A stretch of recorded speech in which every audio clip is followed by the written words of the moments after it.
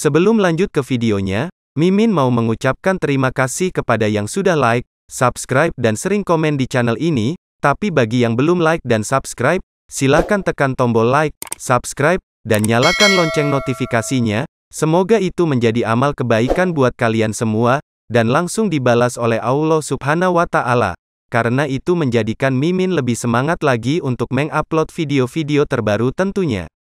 Cerita berlanjut, Gu Qinfeng pun menjawab pertanyaan dari Ziyang sebelumnya, dan berkata, rohnya sudah lenyap. Tentu saja, Ziyang pun merasa kecewa, saat Gu Qinfeng mengatakan, bahwa roh Gu Tianlang sudah lenyap, lalu berkata, jadi, roh Raja Cixiao sudah lenyap.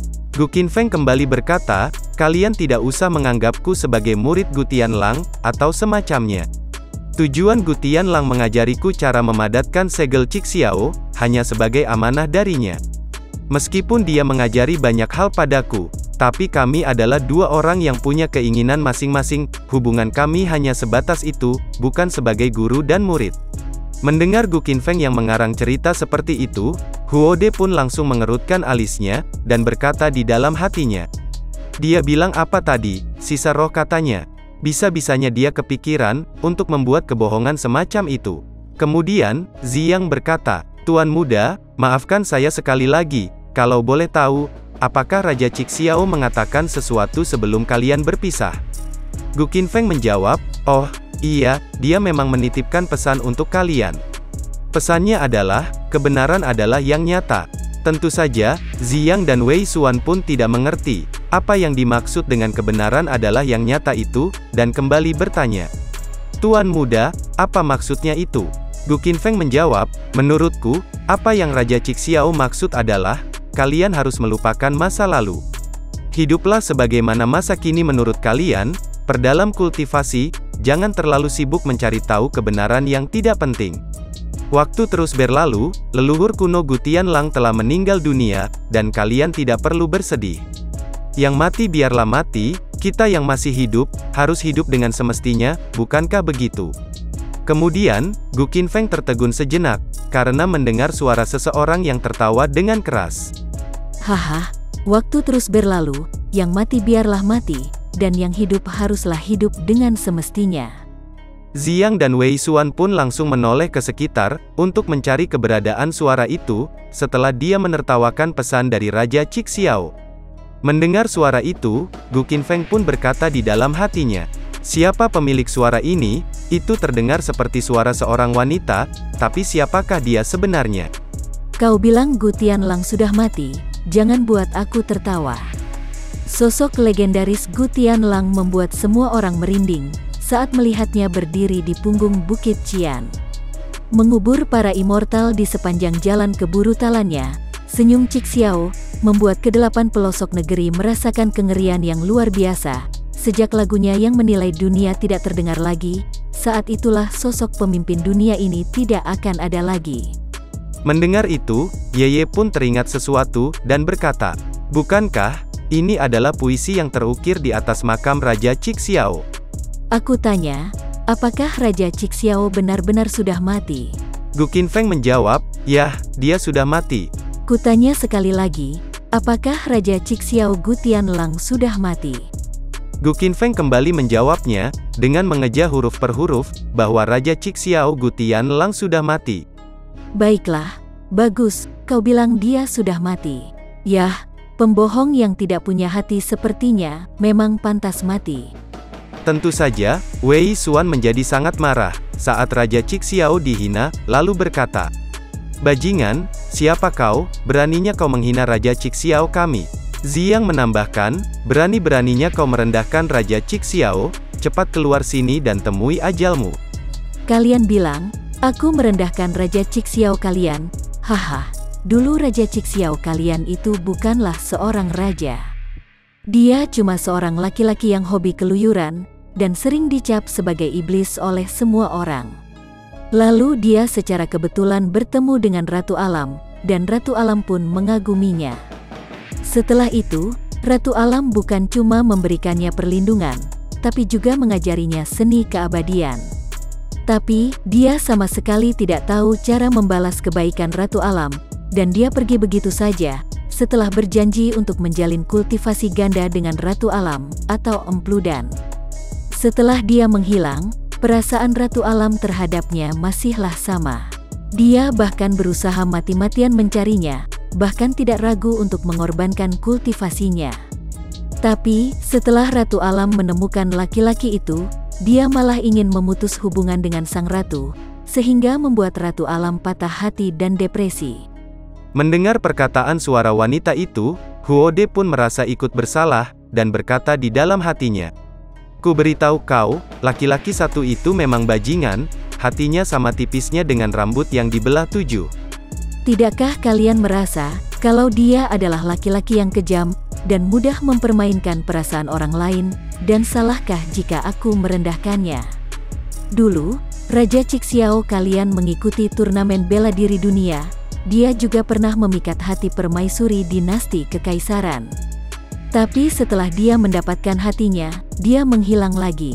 Permaisuri sampai rela membuang tahta, demi bisa menemukannya, tapi laki-laki itu tidak pernah muncul lagi." Karena suara itu terus mengungkit masa lalu Gu Qinfeng, Huode pun menggunakan telepati, dan bertanya kepada Gu Qinfeng. "Woi, Nak Gu, ada apa ini?" Gu Qinfeng menjawab, "Jangan tanya aku juga tidak tahu." "Sekali lagi kutanya kalian, apa menurut kalian, dia bukan laki-laki yang kejam, dan sering mempermainkan perasaan wanita? Apa aku salah jika menjelekkannya? Dulu, dia juga sempat bertarung dengan sekte wanita pertama, dan di depan semua orang, dia membuat taruhan yang aneh dengan mereka. Yang mana kalau mereka kalah darinya, dia akan empludan dengan mereka, tapi mereka tidak tahu, kalau dia sudah siap dengan perangkapnya. Dan benar saja, dia menganiaya para wanita di sekte satu persatu, lalu entah bagaimana, dia membuat patriark mereka terpikat padanya. Tapi setelah itu, dia lagi-lagi menghilang. Bukankah menurut kalian dia itu lelaki yang busuk? Dia juga pernah melakukan hal yang tidak senonoh, untuk memikat putri dinasti Immortal. Tapi setelah putri dinasti Immortal jatuh hati, dan rela berkhianat pada dinasti Immortal demi dirinya, lagi-lagi dia pergi begitu saja. Aku bertanya padamu Gu Qinfeng, kalau ku bilang dia adalah laki-laki bajingan, yang suka memainkan hati perempuan, apa kau setuju?" Gu Qinfeng menjawab, "Yah, aku setuju denganmu." "Bagus, itu artinya kau sangat mengenalnya. Lagi pula, kau dan dia sama-sama bermarga Gu. Dulu orang-orang memang mengenalnya sebagai laki-laki bajingan, maka sekarang, dia pun harusnya tetap begitu." Gu Qinfeng menjawab, "Yah, itu benar." "Yah, semoga saja kau tidak sama memalukan seperti dirinya." "Sebelumnya Gu Qinfeng, kutanya kau sekali lagi, apakah Raja Cixiao Gu Tianlang benar-benar sudah mati?" Gu Qinfeng menjawab, "Yah, dia sudah mati." "Kau baru saja bilang, kalau kau bertemu dengan sisa rohnya bukan?" Gu Qinfeng balik bertanya, "Yah, memangnya kenapa dengan itu?" "Apa dia pernah menyebut nama seseorang kepadamu? Namanya adalah Suanji, dan marganya adalah Jun." Mendengar nama itu, Gu Qinfeng langsung tertegun, karena dia sangat mengenal orang yang bernama Jun Suanji. "Hei, kenapa kau diam saja? Apa kau pernah mendengar dia menyebut nama Jun Suanji?" Gu Qinfeng balik bertanya, "Jawaban seperti apa yang kau harapkan dariku?" "Aku akan menerima jawaban apapun yang kau berikan." Gu Qinfeng kembali berkata, Kalau begitu, sekalian saja tidak usah kujawab pertanyaanmu." Baiklah, dia tidak pernah menyebutkan nama siapapun, termasuk Jun Suandi." Mendengar jawaban dari Gu Qinfeng, suara itu pun tertawa dengan keras, lalu berkata, "Dia bahkan tidak menyebut nama Jun Suanji itu lagi." Mendengar hal itu, Huode pun terpikirkan sesuatu, dan berkata, "Sialan, mungkinkah dia itu adalah Jun Suanji?" "Haha, dasar laki-laki bajingan, si muka jamban."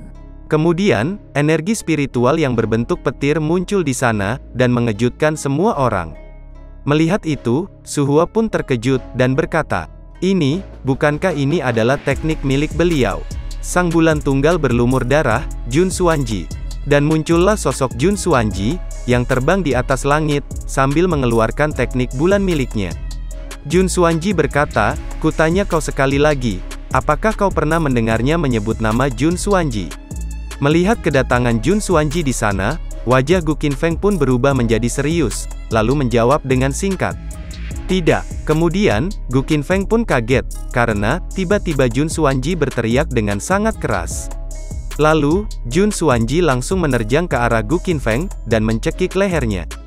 Dan Jun Xuanji pun menatap Gu Qinfeng, dengan tatapan yang terlihat sangat marah, lalu berkata, "Dasar laki-laki sampah." Melihat itu, Huode pun sangat terkejut, dan berkata, "Mampus sudah bocah itu benar-benar dia."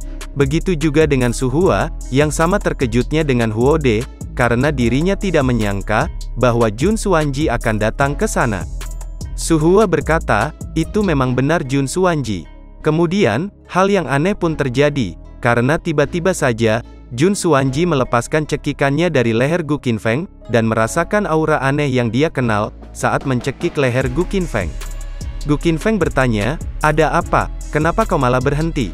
Lalu, Jun Xuanji pun mencoba untuk menyentuh wajah Gu Qinfeng, dan berkata, "Sampai sekarang, apakah kau masih menganggap aku bohong kepadamu?"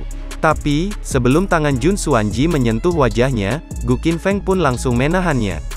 Gu Qinfeng berkata, "Ayolah, tidak usah mengungkit masa lalu, semuanya sudah berakhir." Jun Xuanji menjawab, "Masa lalu, tapi aku tak pernah bisa, sekalipun tidak pernah bisa, beranjak dari masa lalu." Gu Qinfeng kembali berkata, "Kau bisa beranjak atau tidak darinya, itu urusanmu, yang jelas, aku sudah terlepas dari semua itu." Tentu saja, Jun Xuanji merasa kesal mendengarnya, dan berkata, "Heh, itu katamu, tapi nyatanya, aku yakin, kau pun tidak bisa beranjak dari masa lalu, tidak akan pernah bisa." Gu Qinfeng kembali berkata, "Jun Xuanji, apakah menurutmu sangat menyenangkan, terus-terusan menggangguku?" Jun Xuanji menjawab, "Mau bagaimana lagi, kau sudah terperangkap sejak awal, kau sudah terjebak, dan kau jatuh semakin dalam. Bagaimana kau bisa bilang, kalau kau sudah beranjak dari semua ini, apa kau bisa meninggalkan karmamu?" Mendengar Jun Xuanji mengatakan karma miliknya, Gu Qinfeng kembali bertanya, "Jun Xuanji, benarkah kau yang mengambil Fiery Sun Heart?" Jun Xuanji menjawab, "Tidak, bukan aku yang mengambilnya. Jawab dulu pertanyaanku, apa kau bisa meninggalkan karma milikmu?" Gu Qinfeng balik bertanya, "Kenapa juga aku harus menjawabnya?" Jun Xuanji berkata, "Sudah aku bilang, kau sudah terjebak, aku hanya tidak ingin kau jatuh semakin dalam. Kau harus mengambil sikap yang jelas, tidak semua hal bisa berakhir indah seperti yang kau bayangkan. Terutama soal karma-karmamu, berhentilah mencarinya." Gu Qinfeng kembali bertanya, "Kenapa aku tidak boleh mencarinya?" Jun Xuanji menjawab, "Pokoknya lupakan saja, jangan pernah mencoba mencarinya, hanya itu saja. Biarkan saja semua itu berlalu, apa kau mengerti?" Gu Qinfeng kembali bertanya, "Memangnya kenapa?" Jun Xuanji menjawab, "Heh, sudah ku bilang, kau sudah terjebak, aku tidak mau kau jatuh lebih dalam. Kau harus serius soal ini, semuanya tak mungkin berjalan sesuai dengan apa yang kau harapkan. Terutama soal karmamu, menyerahlah untuk mencarinya." Gu Qinfeng bertanya, "Jun Xuanji, apa kau tahu, apa yang paling ku benci di dunia ini?" Jun Xuanji menjawab, Iya, kau pernah bilang kepadaku, kau paling benci kepada orang yang suka mengomel." Gu Qinfeng kembali berkata, "Kalau kau sudah tahu, kenapa kau masih saja mengoceh di depanku setelah sekian tahun? Kenapa kau sama sekali tidak berubah? Sejak dulu sampai sekarang, hobi banyak bacotmu itu tidak pernah berubah." Jun Xuanji bertanya, "Apa kau ingat, apa yang kukatakan padamu sebelum kita berpisah?" Gu Qinfeng menjawab, "Entahlah, aku sudah tidak ingat lagi." Jun Xuanji kembali berkata, "Aku bilang, aku akan mencari jati diriku yang sebenarnya, tapi aku masih tidak menemukannya. Kau tahu, aku benar-benar hilang arah, banyak ingatanku yang menghilang dan terlupakan. Aku sangat ingin memberitahumu, tapi aku lupa apa itu. Terkadang, aku bahkan tidak tahu siapa aku benar-benar kehilangan arah, dan satu-satunya yang kuingat adalah dirimu." Mendengar itu, Gu Qinfeng pun berpikir sejenak, dan berkata di dalam hatinya, "Kehilangan arah yang bagaimana maksudnya? Apa maksudnya dia melupakan banyak ingatannya?" Jun Xuanji kembali berkata, "Aku juga masih ingat, dunia immortal yang jadi milik kita berdua, cuma itu ingatan yang kuingat sekarang. Aku tidak tahu apa yang terjadi, aku tidak tahu kenapa aku tersesat, dan kenapa aku melupakan banyak hal." Gu Qinfeng berkata, Jun Xuanji, kalau memang kau yang membawa Fiery Sun Heart itu, serahkan kepadaku, aku tidak mau bertarung denganmu lagi. Jun Xuanji menjawab, aku benar-benar tidak tahu apa-apa soal Fiery Sun Heart itu, aku tidak mengingat apapun. Mendengar perkataan yang terlihat tulus dari Jun Xuanji, Gu Qinfeng pun berkata di dalam hatinya. Kalau orang lain, aku mungkin masih bisa menerawang isi pikiran mereka, tapi Jun Xuanji, aku sama sekali tidak bisa membaca pikirannya. Saat ini, aku bahkan tidak tahu dia ini makhluk apa. Kemudian, Gu Qinfeng bertanya, ngomong-ngomong, di mana tubuh aslimu? Jun Xuanji menjawab, tubuh asliku, aku tidak tahu, lebih tepatnya aku tidak ingat.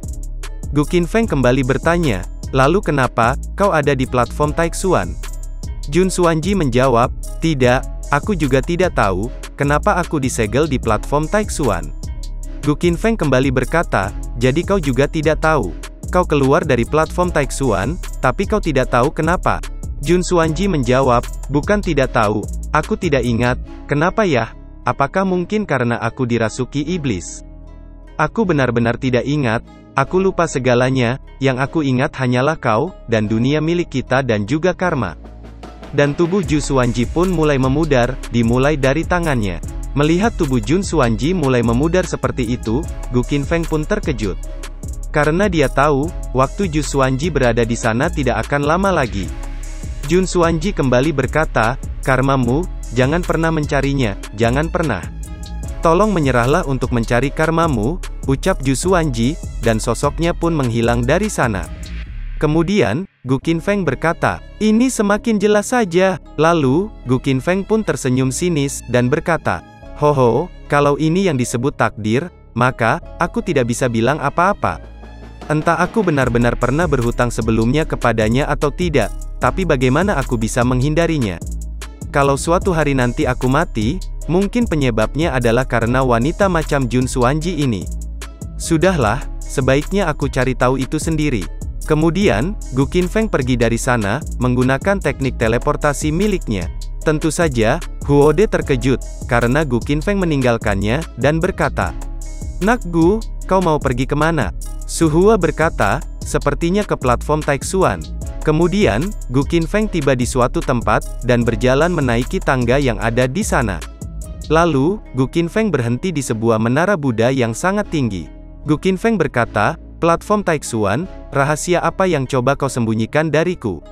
Kemudian, Gu Qinfeng mengalirkan energi spiritual miliknya, untuk membuka pintu gerbang menara itu, dan berkata, ini adalah aura Buddha, aku telah menjumpai begitu banyak aura Buddha selama hidupku, tapi aku tidak pernah menemukan aura Buddha, yang sekuno dan seberat di platform Taixuan ini. Apa sebenarnya ini? Jun Xuanji bilang, dia disegel di sini karena dirasuki iblis, tapi platform Taixuan ini, sama sekali bukan segel yang bisa menekan iblis. Tapi setelah memeriksanya lebih dalam, aku tidak merasakan aura prasasti Taixuan yang murni sama sekali. Indra suciku ditempa dengan roh khusus, yang memungkinkanku dapat melihat menembus langit dan bumi. Asalkan aku mau, aku bisa melihat semua rahasia yang ada di dunia ini. Bahkan, meskipun 3000 dao mencoba untuk menutupi sesuatu, aku masih bisa menerawangnya, tapi sekarang, aku malah tidak bisa menerawang prasasti Taixuan ini. Sekarang, karena aku sudah merasa tertantang, akan kucoba untuk melihat sekali lagi. Dan Gu Qinfeng pun pergi ke alam bawah sadarnya, menggunakan kesadaran ilahi, untuk melihat apa yang ada di sana. Setibanya di dalam sana, Gu Qinfeng mendengar suara biksu yang berkata, Amitabha Buddha. Kau jelas tahu, platform Taixuan ini hanyalah monumen prasasti, kenapa kau begitu tertarik padanya? Mendengar itu, Gu Qinfeng pun berkata di dalam hatinya, prasasti Taixuan yang misterius, Jun Xuanji, dan Fiery Sun Heart. Ketiganya memiliki hubungan satu sama lain. Selain itu, bahkan orang yang berpikir menggunakan dengkulnya, pasti sudah tahu, kalau ini adalah monumen prasasti. Yang aku tidak ketahui adalah, apakah ini merupakan jebakan Jun Xuanji? Mungkinkah ini adalah jebakan yang sudah diatur? Kemudian, biksu itu berkata, maaf, kau belum menjawab pertanyaanku, kenapa kau begitu tertarik padanya? Gu Qinfeng menjawab, Fiery Sun Heart ada di dalam sana, meskipun aku tidak bisa merasakannya, tapi aku yakin, dia ada di dalam. Biksu tua, kalau kau ingin membujukku untuk melupakan karma milikku, lebih baik kau berhenti saja, sudah banyak orang yang melakukannya. Kalau aku mau menyerah, aku sudah menyerah sejak awal, tanpa perlu kalian rayu-rayu. Biksu itu kembali bertanya, Tuan Gu Qinfeng, karmamu bagaikan sebuah jalan tanpa arah kembali, dan banyak orang sudah memasang jebakan di sepanjang jalan ini, kenapa kau masih bersikeras? Tapi, Gu Qinfeng malah tertawa dengan sangat keras mendengarnya. Biksu itu kembali berkata, kenapa kau malah tertawa? Gu Qinfeng menjawab, tidak ada apa-apa, aku hanya merasa itu lucu. Prasasti Taixuan ini mungkin adalah monumen penting dalam agamamu, tapi aku tidak tahu, apa sebenarnya monumen ini. Biksu itu menjawab, aku juga tidak tahu. Gu Qinfeng kembali berkata, mau kau tahu atau tidak, kau pasti akan tetap menganggap monumen ini sebagai peninggalan Buddhisme. Aku mungkin tidak tahu, apakah masalah ini ada hubungannya dengan Jun Xuanji atau tidak, tapi pada titik ini, aku jadi tahu, kalau ini pasti ada hubungannya dengan klan Buddhisme kalian. Mendengar itu, biksu itu pun langsung terdiam, setelah Gu Qinfeng menyadari bahwa klan Buddhisme ikut campur dengan karma yang dimiliki oleh Gu Qinfeng. Gu Qinfeng kembali berkata, sekarang, klan Buddhisme kalian sudah memasang perangkap, dan menungguku meloncat ke dalamnya. Sebagai anggota klan Buddhisme, kau terus-menerus mencoba membujukku, dengan mengatakan bahwa masalah ini begitu tidak masuk akal. Biksu itu menjawab, aku sarankan kau untuk berpikir 2 kali sebelum bertindak, klan Buddhisme kami berbuat begini, karena merasa kasihan kepadamu selain itu. Tapi, sebelum biksu itu menyelesaikan perkataannya, Gu Qinfeng pun langsung menyela, dan berkata, sudahlah, biksu tua, tidak usah bicara omong kosong ini denganku. Kau tahu, aku tidak peduli kepada hukum langit dan bumi, aku tidak percaya pada dewa atau Buddha, aku hanya percaya pada diriku sendiri. Lalu, sosok biksu itu pun menghilang dari sana, sambil berkata Amitabha Buddha. Kemudian Gu Qinfeng berkata, selamat tinggal biksu tua, sekarang sudah saatnya untuk masuk. Tapi, Gu Qinfeng langsung terkejut, setelah mendengar suara seseorang yang berkata kepadanya, untuk jangan masuk ke dalam. Gu Qinfeng berkata, itu dia, aku mendengar suara Jun Xuanji. Jun Xuanji kembali berkata, jangan masuk, tolong jangan masuk. Pergilah dari sini, pergi sejauh mungkin, dan jangan pernah mencari karma milikmu lagi. Ini semua hanyalah perangkap yang disiapkan untuk menjebakmu. Aku tidak tahu siapa yang menyiapkannya, tapi aku tahu, kalau ini disiapkan untukmu. Aku lupa segalanya, aku benar-benar kehilangan arah. Gu Qinfeng bertanya, kenapa aku harus mengikuti perkataanmu itu? Jun Xuanji menjawab, jangan bodoh, ini adalah jebakan, aku tidak bohong padamu. Aku tidak pernah bohong padamu, dan tidak akan pernah, aku tidak pernah mencurigaimu, apa kau percaya kepadaku? Menyerahlah soal karma milikmu, ada banyak orang yang ingin kau mencari karma milikmu itu. Gu Qinfeng bertanya, kenapa? Jelaskan kepadaku. Jun Xuanji menjawab, tapi banyak juga, yang tidak ingin kau mencari karma milikmu, tapi mereka tidak bisa menghentikanmu. Mereka hanya bisa menahanmu, dan mengekangmu. Buddha, mungkin salah seorang dari klan Buddhisme.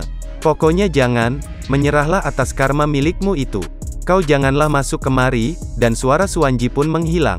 Gu Qinfeng pun terus memanggil Jun Xuanji, dan kembali berkata, sialan, pantas saja dia pergi, ternyata, ceritanya bersambung.